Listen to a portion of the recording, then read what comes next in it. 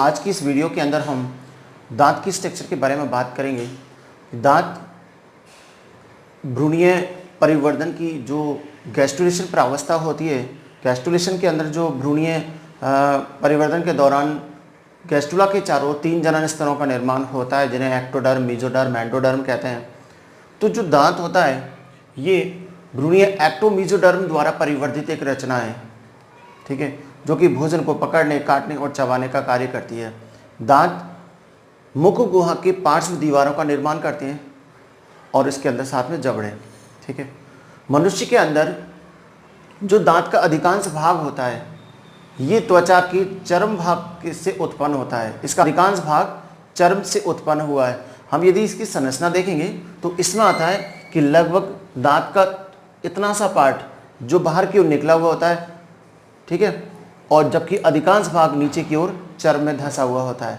तो कह सकते हैं दांत के अधिकांश भाग जो होता है वो चर्म से उत्पन्न हुआ है, ठीक है, जबकि भ्रूणीय परिवर्धन की एक्टोमीजोडर्म जो भ्रूणीय जनन स्तर होता है उसके द्वारा दांत का विकास हुआ है। दांत का जो अधिकांश भाग होता है ये वाला हिस्सा, जो कि एक मजबूत भाग है, जिसे हम बोलते हैं इनेमल। क्या बोलते हैं इसको? इनेमल कहते हैं। इनेमल का निर्माण इनेमलोब्लास्ट कोशिकाओं के द्वारा होता है। किसके द्वारा? इनेमलोब्लास्ट कोशिकाओं के द्वारा होता है, जिसमें 96% जल होता, 96% अकार्बनिक लवण होते हैं। कैल्शियम, मैग्नीशियम, पोटेशियम इसके अकार्बनिक लवण होते हैं। कुछ मात्रा में इसके अंदर जल होता है। इसके अलावा कुछ मात्रा में इसमें केराटिन एंड ओसिन प्रोटीन होती है। हम एक बात बताएं आपको, ये जो इनेमल भाग होता है ये जंतु जगत में या इस कशेरुक प्राणियों में शरीर का सबसे कठोर भाग होता है, मतलब हड्डियों से भी कठोर भाग होता है, ठीक है। तो जो इनेमल होता है जिसका निर्माण, ये कठोरतम भाग है, इनेमलोब्लास्ट कोशिकाओं के द्वारा इसका निर्माण हुआ है और 96% इसके अंदर लवण पाए जाते हैं, 3% जल, इसके अलावा केराटिन और ओसिन प्रोटीन पाई जाती है।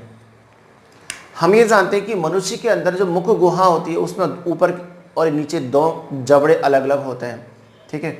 ऊपर के जबड़े के अंदर जो दांत होते हैं वो मैक्सिला अस्थि के अंदर धंसे हुए रहते हैं, जबकि नीचे के जबड़े के जो दांत होते हैं वो डेंटरी अस्थि में धंसे हुए रहते हैं, ठीक है ना। ऊपरी तालु का जो हिस्सा होता है उसमें मैक्सिला अस्थि होती है। ऊपरी तालु का जो आगे का हिस्सा होता है वो कठोर होता है, पीछे का हिस्सा सॉफ्ट होता है। जो कठोर तालु के अंदर है वो मैक्सिला अस्थि होती है और मैक्सिला अस्थि के अंदर दांत धंसे हुए रहते हैं, जबकि निचले जबड़े के अंदर जो दांत होंगे वो डेंटरी अस्थि के अंदर धंसे हुए रहते हैं, ठीक है। अब यदि हम दांतों की विशेषताओं की बात करें, दांत जो कि एक्टोमीजोडर्म से परिवर्धित रचना है, तो मनुष्य के अंदर जो दांत होते हैं वो द्विवार दंती होता है। मनुष्य कैसा होता है? दांतों की उत्पत्ति के आधार पर द्विवार दंती, अर्थात मनुष्य के संपूर्ण जीवन काल के अंदर दांत 2 बार आते हैं, ठीक है। बच्चे के उत्पन्न होने के बाद जो सबसे पहले दांत आते हैं वो मिल्की टीथ कहलाते हैं, दूध के दांत कहलाते हैं, क्षीर के दांत कहलाते हैं, जिनकी संख्या होती है 20, ठीक है ना। जबकि उसके बाद जो दांत आते हैं वो कहलाते हैं स्थायी दांत, जिनकी संख्या होती है 20। इस तरीक़ा से टोटल संख्या कितनी होगी? 32, ठीक है। यदि हम बात करें कि वयस्क अवस्था तक आने तक 32 में से 28 दांत होते हैं, जबकि जो अंतिम 4 मोलर होंगे वो एक प्रकार के अक्ल डाढ़ कहलाते हैं, ठीक है ना। अब आप ये देखिए, तो मनुष्य कैसा हुआ? द्विबार दंती। इसके अलावा ये गर्तदंती प्रकार का होता है। गर्तदंती का मतलब होता है जबड़े के अंदर जो दांत होते हैं, मसूड़े के अंदर जो गर्त होते हैं, छोटे छोटे गड्ढे होते हैं, उनके अंदर दांत धंसा हुआ रहता है। तो ये कैसा होता है? गर्तदंती होता है। इसके अलावा हम देखते हैं मनुष्य कैसा है? विषम दंती प्रकार का होता है। विषम दंती का मतलब होता है कार्य के आधार पर दांतों का अलग अलग पाया जाना। कार्य के आधार पर जब दांत अलग अलग प्रकार के होते हैं तो उसको हम बोलते हैं विषम दंती, ठीक है। तो कार्य के आधार पर हम सबसे पहले देखें इंसीजर। तो यहाँ पर एक छोटा सा डायग्राम अपन बना सकते हैं। ये देखिए, कोई भी एक जबड़ा अपन बना सकते हैं। ये हमने एक जबड़ा बना दिया। इसके अंदर जो दांत होते हैं यहाँ पर एक ये बनाया, यहाँ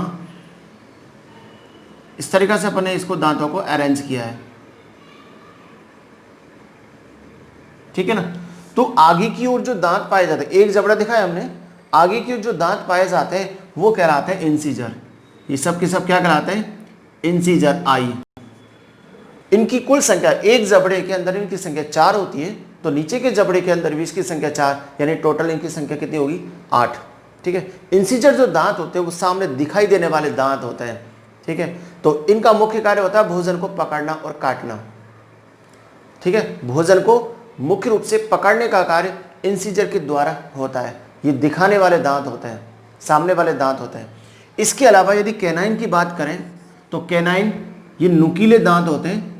एक जबड़े में इनकी संख्या 2 होती है। इस तरीक़ा से अपन ने इसको इंडिकेट कर दिया। ये कहलाते हैं कैनाइन यानी रदनख सी। एक जबड़े के अंदर इनकी संख्या 2 होती है, तो टोटल कितने हुए? ये 4। इनका मुख्य कार्य होता है कि भोजन को चीरना, जो टाइट भोजन होता है, कठोर भोजन होता है, उसको चीरना फाड़ने का काम ये करते हैं। आप ध्यान से समझें कि जो प्राणी मांसाहारी प्रकृति के होते हैं, उन मांसाहारी प्रवृत्ति के प्राणियों में कैनाइन सबसे ज़्यादा विकसित होते हैं। ठीक है। जबकि जो जीव शाकाहारी प्रवृत्ति के होते हैं, शाकाहारी जीवों के अंदर ये कैनाइन एब्सेंट होता है। एब्सेंट होगा तो वहां पर एक गैप आ जाता है, उस गैप को अपन बोलते हैं डायस्टेमा। उस गैप को क्या बोलते हैं? डायस्टेमा, अर्थात हिंदी में इसको बोलते हैं दंतावकाश। तो वे जीव जिनके जो शाकाहारी प्रवृत्ति के होते हैं, उनमें इंसीजर और प्रीमोलर के बीच में कैनाइन एब्सेंट हो जाने के कारण एक गैप आ जाता है, अवकाश आ जाता है, उसको बोलते हैं दंतावकाश या डायस्टेमा। तो कैनाइन का जो मुख्य कार्य होगा वो कौन सा है? भोजन को चीरना, फाड़ना आदि। इसके बाद कैनाइन की जस्ट पीछे जो होते हैं वो है अग्र चवर्णक, प्रीमोलर। प्रीमोलर एक जबड़े के अंदर इनकी संख्या कुल होती है 4। 2 इस तरफ बनाया हमने, इस तरीका से यहां पर हम बना सकते हैं। तो इनको क्या बोलते हैं? प्रीमोलर। क्या बोलते हैं इसको? अग्र चवर्णक, प्रीमोलर कहलाते हैं। टोटल इनकी संख्या होती है 8। दोनों जबड़ों में इनकी संख्या होती है 8। इसका मुख्य कार्य होता है भोजन को चबाना। ठीक है। इसके अलावा लास्ट में जो दिए हुए हैं चवर्णक, मोलर कहलाते हैं। ये एक जबड़े के अंदर इनकी संख्या टोटल 6 होती है। ये हमने यहां पर दिखा दिया। ऐसे यहां पर भी दिखा सकते हैं, ये लीजिए। तो ये जो टोटल पीछे के जो दिखाई दिए वो होते हैं मोलर। ठीक है। मोलर और प्रीमोलर दोनों का कार्य होता है भोजन को चबाना होता है। इसके अलावा आप ध्यान दें, जो ये अंतिम मोलर है इनको हम बोलते हैं अक्कल डाढ़। क्या बोलते हैं इनको? अक्कल डाढ़ के नाम से जानते हैं। तो अक्कल डाढ़ कितने हुए? टोटल 4। इस तरीका से यहाँ पर दांतों की व्यवस्था होती है। जो दांत मनुष्य के अंदर 4 प्रकार के होंगे जो अलग अलग कार्य करेंगे। इंसीजर जो कि पकड़ने का काम करते हैं, काटने का काम करते हैं। कैनाइन जो कि चीरने फाड़ने का काम करते हैं। प्रीमोलर और मोलर जो कि भोजन को चबाने का कार्य करते हैं। ठीक है। तो इस तरीका से हमने ये क्या पढ़ा? दांतों की विशेषताएं देखी। अब आप देखिए, दांतों का एग्जाम में कई बार दंत सूत्र पूछा जाता है। क्या पूछा जाता है? दंत सूत्र। तो आप देखिए इसको,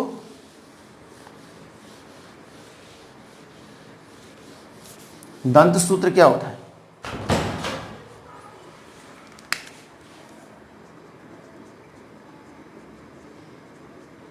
दंत सूत्र की बात करें तो हमने एक जबड़ा यहां पर लिया है। इस एक जबड़े को अपन आधा भाग दिखा दें।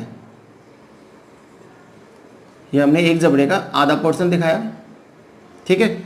आधे भाग के अंदर जितने दांतों की संख्या होगी दूसरे आधे भाग में उतनी होगी। तो हम लिखते हैं ऊपरी जबड़े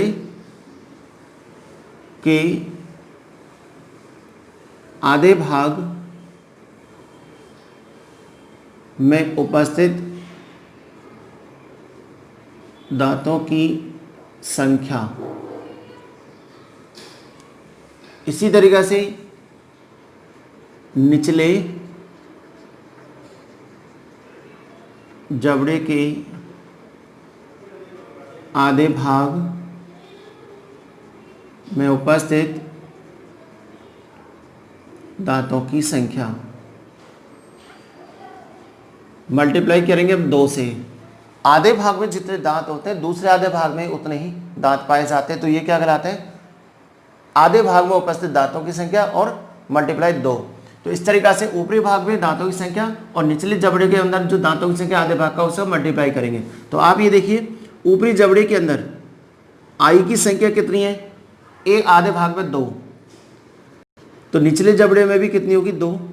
सी ऊपरी जबड़े के आधे भाग में 1, प्रीमोलर ऊपरी जबड़े के आधे भाग में 2 और मोलर की संख्या ऊपरी जबड़े के आधे भाग में 3, मल्टीप्लाई करेंगे 2, टोटल काउंट करें 2 3 2 5 और 3 8, ऊपरी जबड़े के आधे भाग में 8, निचले जबड़े के भी आधे भाग में उपस्थित दांतों की संख्या 8 मल्टीप्लाई 2 कितना आएगा 16 और 16 बराबर 32।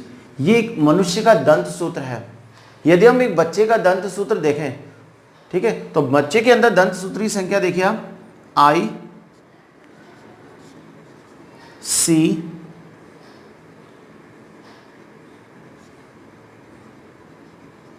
पी एम और एम।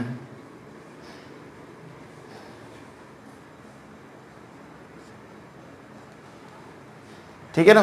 तो बच्चे के अंदर जो दांतों की जो संख्या है, यहां पर मोलर की संख्या 2 होगी। तो देखिए प्री मोलर इसके अंदर एब्सेंट होते हैं, तो टोटल हुआ 2 3 और 2 5, निचले जबड़े में टोटल 5 मल्टीप्लाई 2। तो बच्चे के अंदर जो दांतों की संख्या होती है वो होगी टोटल 20, ठीक है, जबकि वयस्क अवस्था में इसकी संख्या होगी 32, जिनमें से 4 एक अकल दाढ़ के रूप में कहलाते हैं। ठीक है, कुछ जीव ऐसे होते हैं जो लगातार उसमें दांत की जो ग्रोथ है होती रहती है। ठीक है, मनुष्य के अंदर जो स्थायी दांत हैं जिनकी संख्या 20 होती है, 12 होती है, यदि वो टूट जाते हैं तो उसके बाद दोबारा से दांत नहीं आते। कुछ जीव ऐसे होते हैं जिनके दांत लगातार ग्रोथ करते करते रहते हैं, क्योंकि उनके अंदर ये जो कैविटी होगी, पल्प कैविटी जिसे गोर्दगुआ कहते हैं, वो ज़्यादा विकसित होती है, जैसे कि चूहे के अंदर।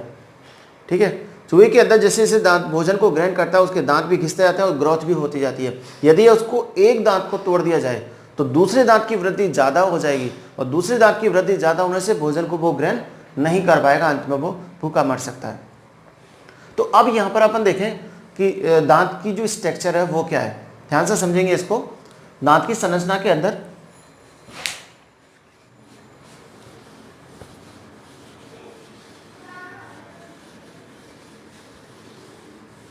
दांत भ्रूणीय एक्टोमीजोडर्म से परिवर्तित एक रचना है।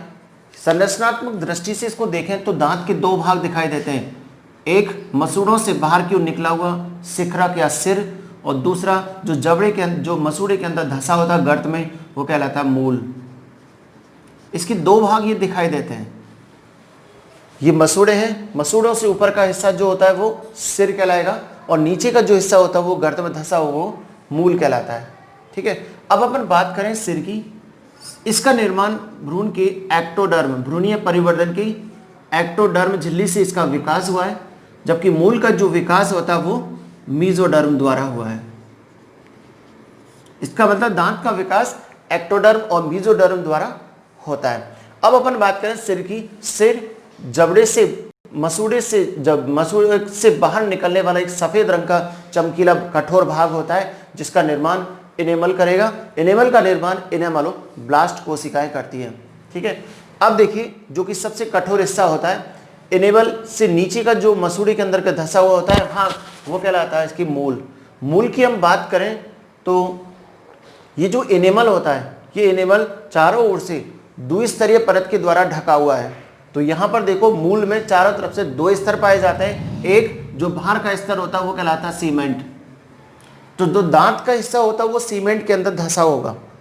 किसमें? सीमेंट। सीमेंट के चारों ओर का जो स्तर कहलाएगा वो कहलाता है डेंटिन। डेंटिन का निर्माण, ठीक है, जो डेंटिन होता है, इस डेंटिन के अंदर विशेष प्रकार की जाल पाया जाता है जिसको बोलते हैं कैनाली कुल्ली का जाल।